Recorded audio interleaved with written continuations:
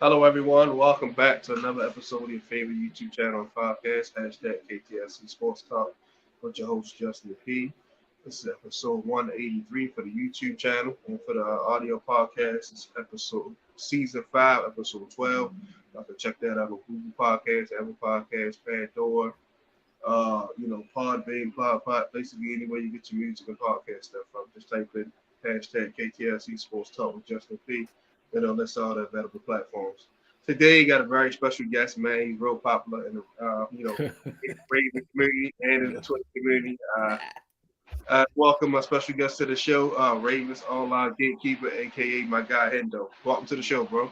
Thank you. I'm very appreciative for you having me here, bro. Yes, sir, man. Thank you for coming on. Like I said, we supposed to bend this, but holiday weekend and all that, so we Right. missed. But I said, now we'll make sure I get my guy on. So, all Yeah. right, we ready to start some Q&A. So, you ready? Yeah, let's go. Let's do it. Okay, cool. All right. First question is, what TV shows or TV series are you currently binge watching right now? Ooh, what am I binge watching? So I'm on season 3 of Stranger Things. Okay. I'm trying to get that in. I personally, I for some reason I watch a lot of the same shows over and over again. So I Mhm. don't know if a lot of people know about this, but I'm rewatching The League. It's about fantasy football. It's hilarious. Okay. Uh, Also, I went back. I'm redoing Game of Thrones and the last season of Umbrella Academy. Okay. I never watched Stranger Things. I'm gonna get into it. So yeah, I'm gonna start like once I finish Chicago PD. I'm gonna go ahead and check that out. Those are It's, good. yeah, it's pretty good. Yeah, I heard. I'm saying everybody sharing on my timeline, so I'm getting some good reviews. So yeah. Indeed. And the Domino's commercial made me want to check it out even more. Right. All that, so yeah. All right, question two. Give me your top 5 favorite movies of all time. This is just your personal favorite. Top five. Off the top of my head, let's see. Top five. Uh, Number five, I'll probably go with Scott Pilgrim versus the World. Okay. Number four, I'll go with Basic with John Travolta. Number three, probably be The Losers. Uh, Number two, Return of the Jedi. That's a classic. And Classic. oh yeah, I saw that in the movie theaters, bro, when it first came out. Are you showing your age now? Whew. um, and number one, Avengers, the first Avengers. Oh yeah, that's Had to be.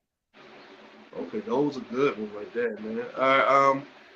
Question three. Give me your top 5 music artists that you like. Give me rap, R&B, no matter what the category is. See, man, you started off hard already. So okay, top five. So number five would be a tie. Number five would have to be Mary J. Blige, tied with A Tribe Called Quest. Um, Number four would probably be In Vogue. Number three, Eminem. Number two would be Biggie, and number one all time would probably be Queen.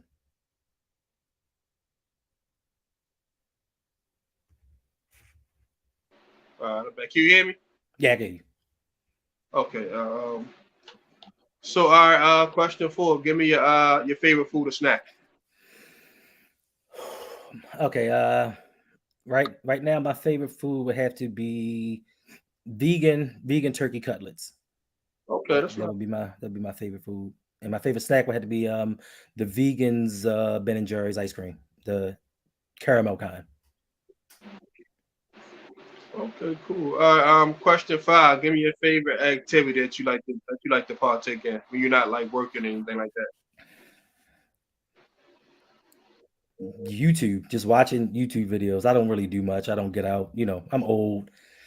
Staying house. Oh no, my favorite activity actually is watching my granddaughter. That's my favorite activity. Okay, cool. Nothing wrong with. They don't like to go golfing, anything like that.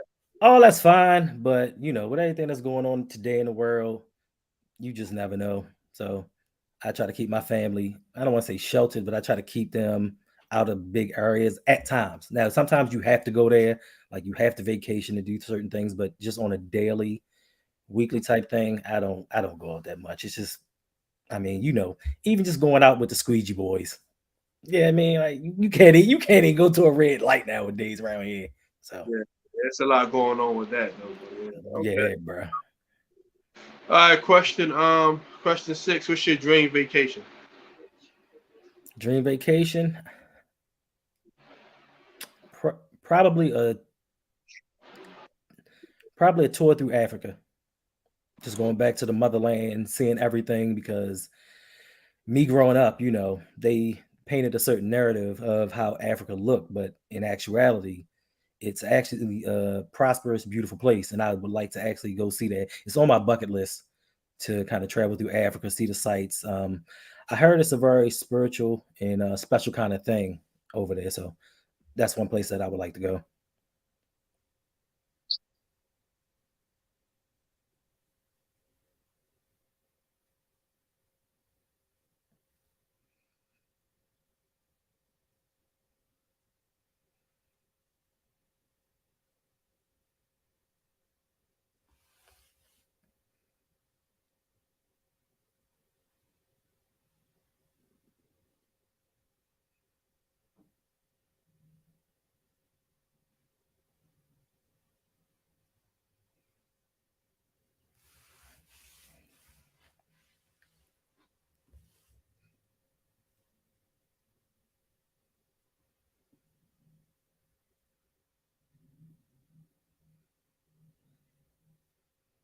All right, I guess we had some technical difficulties, and he shall be back shortly.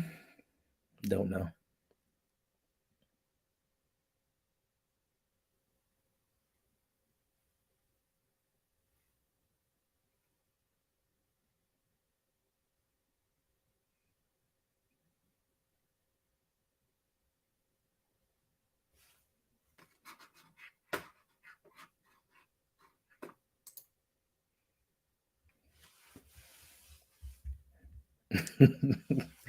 Oh, what's going on, Mike? What's up? How you doing, Yolanda? I don't know what's going on. I guess he had some internet issues or something. Not too sure. But I just sit back, wait, see what happens. Just my luck.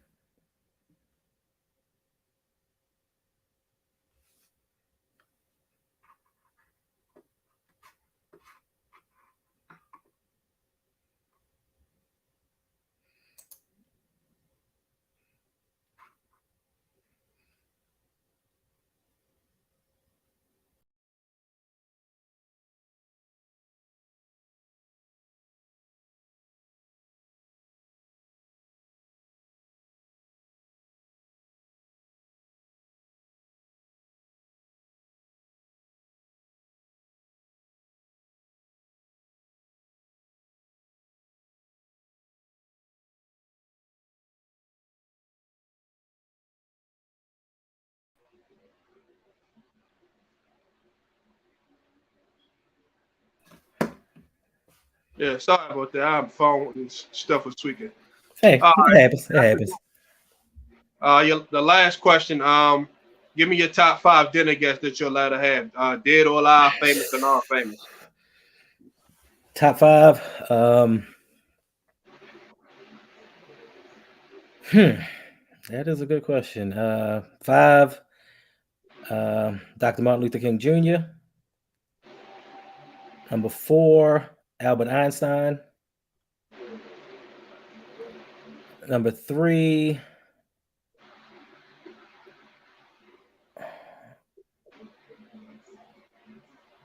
Malcolm X. Okay. Number 2 would probably be Prince. And number 1 would be my grandmother. Okay. Hold on. I might have to add you back. It's going in and out. Hold on.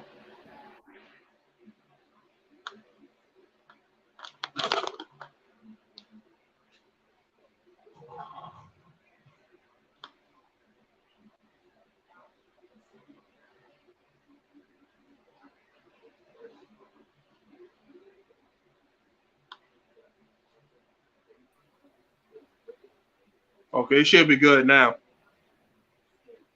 You hear me? Go ahead, finish. I know you said Prince, and you said who else?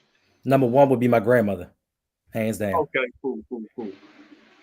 Um, let's get right into it, man. So, give me your thoughts on just the whole, rookie mini camp and everything like that.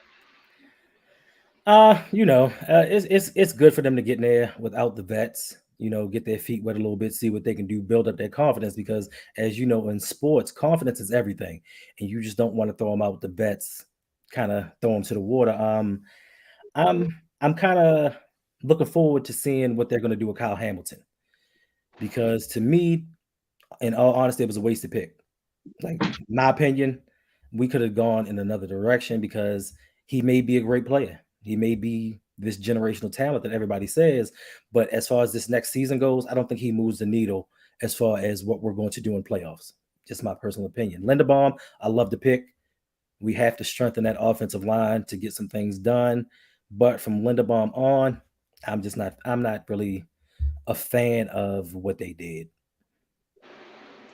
Okay, for me, like I said, we didn't draft no wide receiver, so we gotta see how Rashad Bateman and all those guys going to step up. Like I like James Prochet, but it's like That how we if we try to win a Super yeah. Bowl, we gotta have some experience there. But I'm willing to get a young guys a shot to prove themselves. Like I said, if they don't look good in training camp, he definitely gonna get on the phone and and try to make a trade for somebody. What I heard talks. Will Fuller was out there. Julio, I know he stay hurt, but right. right now, I think we rank like bottom third bottom third in the receiver core. And you can't win a Super Bowl like that. It's just no way around it. We did improve the offensive line, but it's like, so give me your thoughts on that, man. So it's like, I know it's the main thing everybody talks about. I just want to know, like, All right, so we are not. I don't think that we're bottom third in wide receivers. I think we are bottom three. Like, we are bottom three. Just it ain't. It may not be too many teams above us. My biggest issue with this is they knew. They knew last year. They knew before the draft that Hollywood wanted out, and they knew that they were going to accommodate this. Now with Hollywood, we needed a wide receiver. So now that we traded them, we need two wide receivers, and everybody, in my opinion, unfortunately, listens to everything that Eric DeCosta and John Harbaugh says. When they say, "Oh, we got a plan, we doing this," we believe them, but it never comes to fruition. Um, they said they had a plan for a receiver right around draft time. I don't see anybody yet. You can't tell me that your plan was to wait on a random dude to get cut. Now, my one of my bigger issues is I like to call it organizational hypocrisy. You go out here and you pay all this money to acquire people to stop wide receivers, because obviously to the organization, it is important that we shut down these passing games. This is very important to us, but it's not important to us to have a passing game that other teams fear. Like, I don't get that. Like, you put all this money over here to stop it, but you don't put money in it to build it. As far as the big notion of, hey, we need to let our young guys play and give them an opportunity. I keep telling people, OTAs, mini camps, training camp, that is their opportunity to show what they have year in and year out. Now, either we have a situation where we're not drafting the right talent, or we have a situation where the coaches aren't putting in the proper people. But we have some kind of disconnect one way or another as far as the wide receiving core goes. But I ask the people because they get mad at me when I say this. But let's be honest. You take James Prochet, Tyler Wallace, and Devin Duvernay, and you put them on another team. What team are any three of them starting for? yeah, like you said, like them guys. Then you got the undrafted guys like Devin Williams, Makai Pope, and all them Slane Bull and Trayvon Clark from UCLA. Them guys gotta, gotta show that they belong on this team and belong in the league. So we shall see. Like I said, me personally, I still think they should go make a move. You get Will Fuller on the cheap. I know he got bad injury history and he might get suspended for something, but it's just you. I just think you need one solid veteran. Remember, all the years, we always had a veteran going back. Yes. Even Quadri Ishmael, we always had a Derek Mason, a Bolden, a Steve Smith. Like, Right. Mike Wallace, Dez Bryant, even Jeremy Macklin. Last year with Sammy Watt, we always had some type of veteran, to lead the young guys. So this Right. is the first time, that we're really going to go all young for the time being. So it's just we definitely need a player coach in there, somebody because when it's 3rd and 10 and you're in the playoffs against the Chiefs or whoever. Do you trust these guys enough to make plays for us to advance and go to the AFC Championship or possibly Super Bowl? So that's just my whole thing. So we I give everybody opportunity, so we shall see. But that's to say like, yo, we good. It's like we But been we been biased because it was like right now it's teams like the Lions and the Jets on paper got a better receiver corps than us. whew, listen, the Jets have this YouTube, their little YouTube story out for their team. They're building something. And for everybody to say, hey, the Jets is going to be an easy win, look at that video and see what they're doing. They're building something. You know what I'm saying? They had wide receivers in there, and they drafted Garrett Wilson because teams know that one isn't enough on offense. Two might not be enough on offense. You acquire as much talent as you can. Us, on the other hand, I don't know, bro. Like, I don't know what we're doing. I don't even know if we know what we're doing. Yeah, so hey Yolanda, sorry, I'm sorry. Hey, what's going on with y'all, Mike? Let's talk about the offensive line, man. Like they draft. Well, first they signed my guy who's Moses, for the Jets, Morgan. Morgan Moses. Yeah. Then you draft for Leahy, then you get Tyler Linderbaugh. So talk about the upgrades on the offensive line, which last year was pretty much abysmal. Like Lamar was running for life. Yeah, you can't get much worse than we did last year as far as offensive line. We have improved it to an extent. Like Morgan Moses is an upgrade, but the key factor is Ronnie Stanley. We do not know if Ronnie Stanley's healthy. That is going to be the key to everything because now without him, we have to move parts around. We have to shift people. We have to keep people in place to kind of be that utility person in case we have injuries. And we always, unfortunately, have injuries. But we should be, on paper, a lot better than we were last year. I agree. Like I said, now like Ronnie Stanley's back healthy for the most part. That should help. Is he? We shall see. Like I said, I don't like my guess. That's basically we just going off what we see on the reports.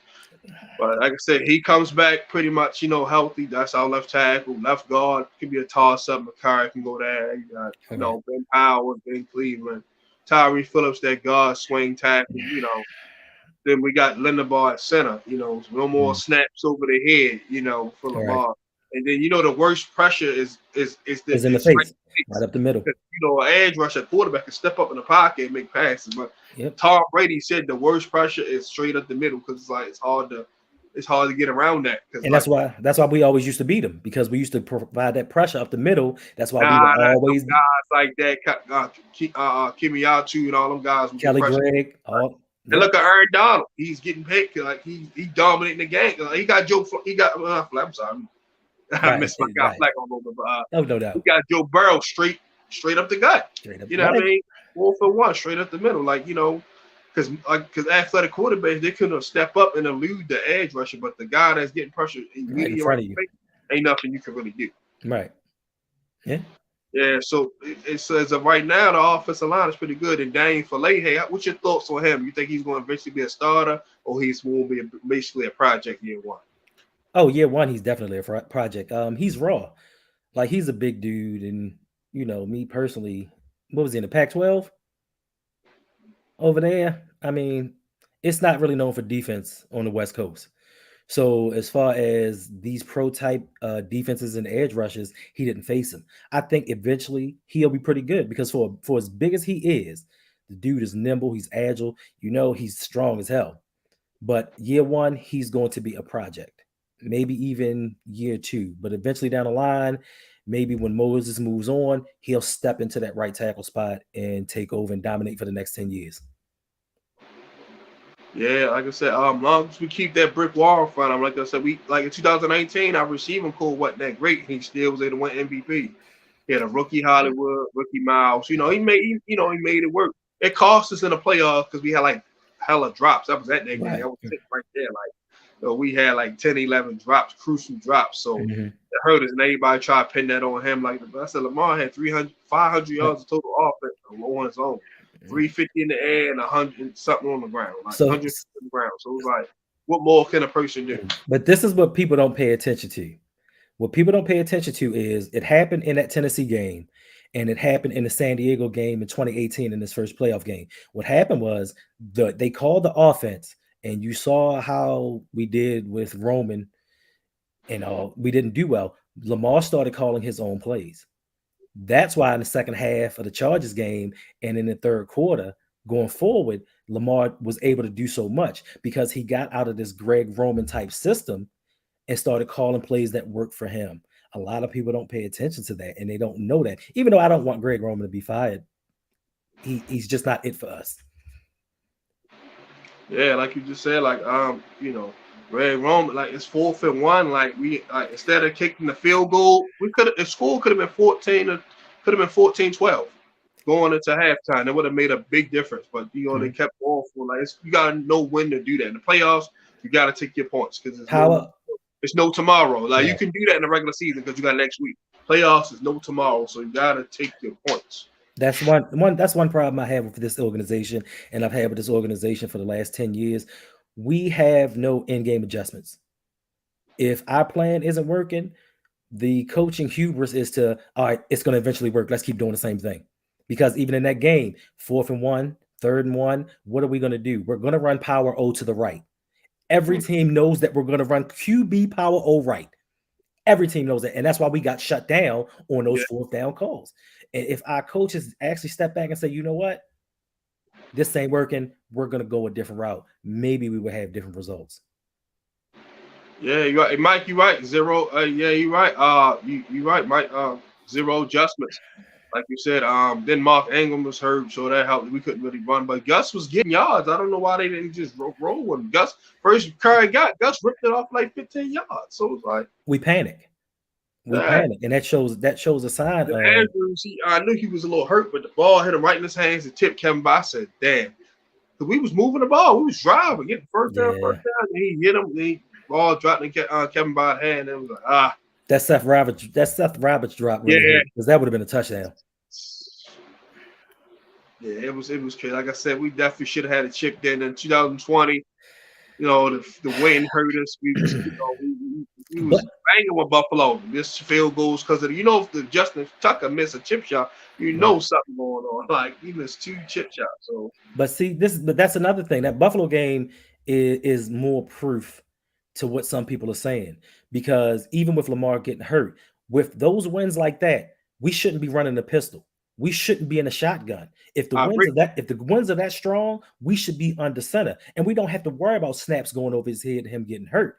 But once again, no in-game adjustments, no input from a head coach that doesn't have a defensive nor an offensive background. So we keep doing the same stuff. He said last year, "Hey, we're gonna do some more stuff under center with Lamar." Doesn't happen. Lamar gets hurt. So guess what happens if we make the playoffs this year? It's going to be the same thing. Yeah, I agree. Like I said, you're right, Mike. Get Lamar. Yeah, because see what the Bills did. They wouldn't got. I hate to cherry pick everybody, but you gotta think this is a competitive league. Josh Allen was ranked in every bottom statistical completion percentage, yards for all. Like he was basically a bottom tier quarterback. They wouldn't trade and got Diggs. Now he's top 5. Like I said, you gotta have it elite. It's just what it is. Like you can try to move around from it much as you want, but it's like when the game on the line, that's what make look. Matter of fact, look at the Rams. Cooper Kupp. Odell was doing his thing. Got hurt. Once he got hurt, Van Jefferson, them guys couldn't get open. They say, you know what, we're going to live and die with Cooper Kupp. So this the crazy. I'm sorry. This the crazy part for me. The crazy part for me is everybody, everybody has their own narrative and spend things the way that they want to spend it. And everybody keeps saying, see what I'm talking about? Defense wins championships. No, you had one guy in Cooper Kupp that the defense knew they had to stop to win the Super Bowl. They knew the passes were coming his way, and they couldn't stop him. We don't have anybody like that. We don't have anybody when Lamar gets in trouble. Hey, I know he's going to be down the field. I'm going to chuck it up. He's going to go get that ball. We could have had DeAndre Hopkins for a 3rd-round pick. We could have had Stephon Diggs. but we have an organization that says, hey, I want to historically be good at running the ball, which has gotten us nowhere over the last 10 years. Like, something's got to change. Like you're right. Let me feel like a Cincinnati. You draft Jamal Chase. Everybody else, like, oh, they should have whooped the tackle. I mean, hindsight. But if they don't take Jamal Chase, who's going to get 1,400 yards on that team? You can hide protection. You can slide. You can have somebody, but you can't. You're not going to find a receiver like him in later rounds. You can find a decent tackle or a veteran to come plugging off, and which they did. They got to the Super Bowl, so it shows you they made the right pick. It's just Aaron Donald just out of Yeah, this just world. out of this So, world. right. And see that, and that's another thing that a lot of people don't want to give credit for. A great offensive coordinator can hide offensive line deficiencies. Like, you can scheme up plays if you have a bad offensive line. Look at Pittsburgh all them years. They had horrible offensive line, but Ben got the ball out of his hands quick. We have slow developing plays no matter what we do. And we don't have that offensive wherewithal to say, you know what, Anja Villanueva is horrible. 3-step drop, ball out your hands. Let's run screens. Let's run rubs. Like, a whole bunch of stuff. We don't have that, and it's hurting us in the end. And hopefully, this is some last years for some people. Is all I'm going to say.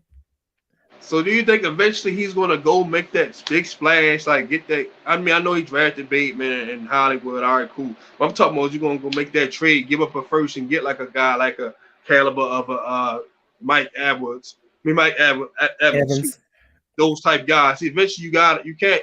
I get you love your picks, but sometimes you gotta go ahead and get the proven commodity. Sometimes, like listen, to answer your question, it's not no, it's hell no.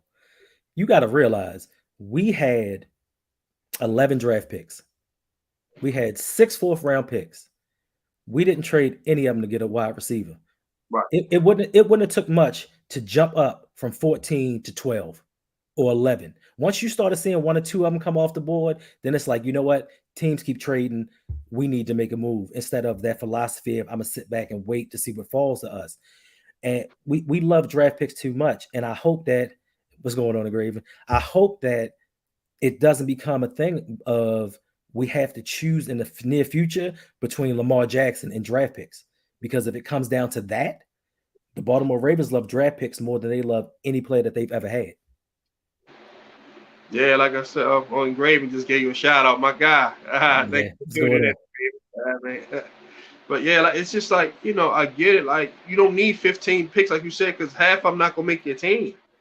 Like you can go ahead and give up. Like you got. Sometimes you got to get, and that's where we fail at. Sometimes we thinking every year our rookie is going to make an immediate impact. No, it's like after the third round, everything else is like a crapshoot after that. At You that don't point. know. How many teams do you know sit back and say, oh man, did you see that crop of undrafted rookie wide receivers we got? One of them got the hit. You don't see other teams doing that, bro. Like, nobody's sitting there waiting on undrafted rookies to make an impact on a playoff ready team, but us. But hey, we'll get it together sooner or later. It's just like so. It's like he's doing a fairly EDC is doing a fairly decent job in my opinion, but he has to. It got to be a little bit. He's fairly decent. So let me ask you a question. Uh Which huh. which okay, let's take this last draft out of the picture. What has he hit on? What draft has he hit on? Good question. Only thing I could say is that 2019 draft was outside of Hollywood. The rest down man ain't really do much. Who's left on the team? Yeah. So outside of Hollywood, I think Ben Powell. Is it Ben Powell? Is I he the could only say one left? Bateman and Adafi Oway, but it's still early. So only I could say J.K. Dobbins, but he got hurt. It's not a lot. It's not a lot, but it's a few guys that could potentially. It's like I said, that's why I say he did a fairly decent job. No, but it's okay. So you named. So let's take for instance. You said J.K. Owe, I Bateman, can and say Patrick Queen. Patrick Queen, I think he's going to be. I'm not going to give you that, sir. Even though he's struggling, listen, let's hear me out. Yeah, I think he's got a different system now. I think he's going to be much better. You forgot he was almost defensive rookie of the year, or like third, whatever he was. So it ain't like he's not a scrub. He just He's not a scrub, yeah. but he was a first round pick. That is my point. So okay, I'll even throw Queen in the mix. So we throw Queen in there. You've named 6 people out of maybe 35, 40 people. Yeah, so Six out of it's 40. not out of yeah. This is what his fourth class. Yeah, it's not really a great track record. And like I said, because Ozzy, like I said, Ozzy used to hit on all his first round picks for the most part. For the most Only part. pick he didn't really hit on was Mark Clayton, Perriman, and what's old boy Matt Elam. Them three. Everybody else, Jimmy Smith panned out. I mean, Mosley panned out. Who else? We can go. Lamar. Lamar. I mean, he messed up with that Hayden Hurst one, but I mean, Yeah, for the most yeah. part. But Marlon Humphrey, Ronnie Stanley, all them guys was Pro Bowlers. So I just need him to. Well, I especially need EDC to do a better job drafting offensive linemen. That's what he needs to do a better job of. right. So what's how you give me a record prediction? I know it's a little early, but me, I said between 12 to 13 wins if we stay healthy. Yeah, if we stay healthy, yeah. Yeah, I think we were 8-3, 8-4, then we lost what 5 in a row, 6 in a row, whatever you want to call it. I With mean, injuries, and we still were competitive in those games. Mind you, the only team that really whipped us was not Pittsburgh, Cincinnati twice. Everybody else, we were one play away from winning the game. I agree with that, but a lot of times people don't factor in who's playing. Teams play you differently. That's why even though in the NBA, sometimes you'll see a team and be like, "Yo, how LeBron lose that game?" Because certain people they expect certain people in there and they play differently when Huntley's in there and they'll play differently when Lamar. Now, granted, I can't take anything away from that 8-3. Wonderful, masterful job of the players behind Lamar. With that said, we have a lot of games against playoff caliber teams. We are down a wide receiver. We don't know what our running back situation is going to be. My record prediction, I will give you anywhere between 9 wins to 11. So between 9 to 11 wins, maybe 12, depending on how things shake. But these games are going to be a lot tougher than a lot of people think, especially if we can't throw the ball. Yeah, I got you. Like I said, I just think our defense alone is going to keep us in a lot of games. Mike McDonald. But But we go don't know. Oh no, we just don't know what Mike McDonald. I don't know what kind of scheme he's going to run. Then yes, we supposedly have this all-world secondary, but without a pass rush, what is it going to do? Like they can only cover but for so long. If we don't get this defensive line in check and get some pass rushes, who knows? We still are of the ilk of believing that Calais Campbell was going to make such a big difference. He has what 5.5 sacks the last 2 years. ahead. He's missed more games than he's had sacks. We keep paying this big money for run stuffers like Brandon Williams. We paid all this money to Brandon Williams saying, hey, we had the number one run defense. Well, yes, it was for two reasons. One, because teams don't run the ball that much. And two, we couldn't stop the pass. So it had nothing to do with the people. It had more to do with schemes and certain things like that. So if we don't shore up our rush situation, that secondary is going to be null and void. And it's not going to be as good as everybody thinks that it should be. I agree. Like I said, bringing back Justin Houston was good in my opinion. Definitely unfortunate tragedy of Jalen Ferguson. Our thoughts and prayers are with his friends and family. R.I.P. So we were a little thin there. Now you get a guy back who knows the Raven way, knows the building, knows this is similar scheme, not a whole lot, but I think Mike McDonald gonna let the edge rushers do what they do, rush the pass. You see, Wink had guys. I know you talked about this a lot yourself, dropping into covers like, bro, like, why are you? These guys not gonna get paid because how well they can cover tight ends, bro. Like he had Brandon Williams dropping into coverage. I seen that. I forgot what game. I know you had him like playing. He had him drop like a flat. I'm like, I get it. I get the concept because I'm a defensive coach myself. You want to take away an area of the field, but sometimes you got to know when to do it, and but you what can't. Personnel? Like this Pittsburgh, we had them on 3rd and 8, 4th and 8 that whole last drive. I get it. You ain't got all your tools, but still, you got to get Ben off the field with that noodle arm, and he kept completing the back line. Like, wait, that right there, I knew was the right one. I said, yeah, he's not gonna be back. They're gonna try to find a way to make it nice, say they part of ways, but they're not gonna bring him back. I already know. Right. Yeah. One last thing, then we can get up out of here. Just give me your thoughts on the whole Baker Mayfield situation, getting traded for basically a bag of chips. I mean, they had to do it. They had to get him out sooner rather than later. because it was just causing a distraction for the team. Me personally, as a franchise, I wouldn't have opened my mouth in the first place. I'd have kept stuff quiet because we don't know what's going to happen with Deshaun. We don't know if he's going to be suspended. In my opinion, he would give them a better chance of winning over Brissett, Jacoby Brissett. So if they'd have kept things on the hush, kept it in house, maybe they could have used him and traded him later on to maybe a better situation. I think it's a good situation for him because he gets to compete with Sam Darnold. I knew coming out in 2018, Sam Darnold wasn't it. Like Sam Darnold was not the guy that everybody projected him to possibly be the number one pick. So he can go down there, he can start. He has DJ Moore, he's got Christian McCaffrey. He's gone into a great situation. Now Cleveland, I don't want anything. I don't wish bad on anyone, but if Deshaun gets suspended, that's good for us. Like people sleeping on Deshaun and how good he was and what he did in Houston with no talent. Like he led the league in passing yards, and they traded away DeAndre Hopkins. So if he sits out 6, 8, 12 a year, I'm cool with it. Like he got his money. I'm good with that. So yeah, that's my feelings on that one. Yeah, I knew they had to move him, but god damn, for a 2024 fifth though, Jesus. Who else I, is going to I take it? thought it would be like at least next year's fourth or something. Damn, that pick is 2 years from now, like bro. They weren't getting any other offers. That's the problem. Yeah, Nobody wanted him because unfortunately they gave him his 5th year bonus a little too soon. Now, if they'd have waited a they second had and to then pick traded up. him, A team gonna have to pick up some of that. So I right. get.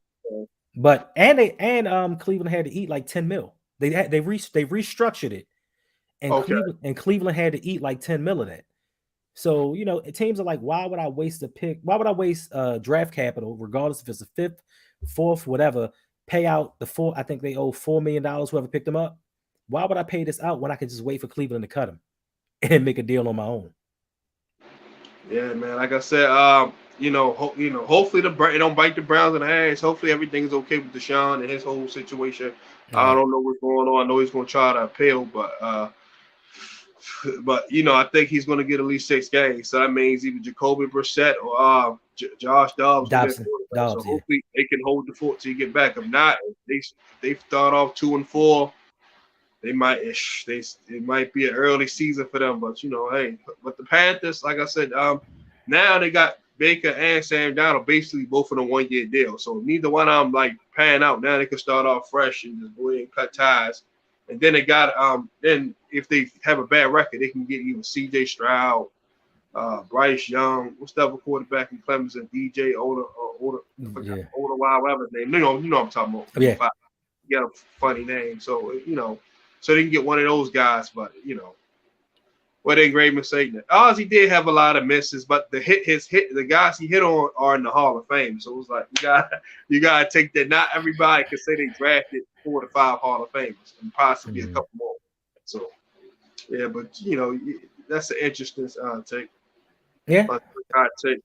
What's going on, Jose? Hey, what's going on, Jose? Brady? Yeah, so this definitely was fun, man. Like I said, I'm gonna definitely try to get you on, Oh, yes, again sir. during the season. We do some post game stuff. Yes, I would sir. definitely like to come on your platform as well. So go ahead and say something to them Anytime. and get up out of here. All I'm just saying is thank you for having me. It's been a pleasure. It's been fun.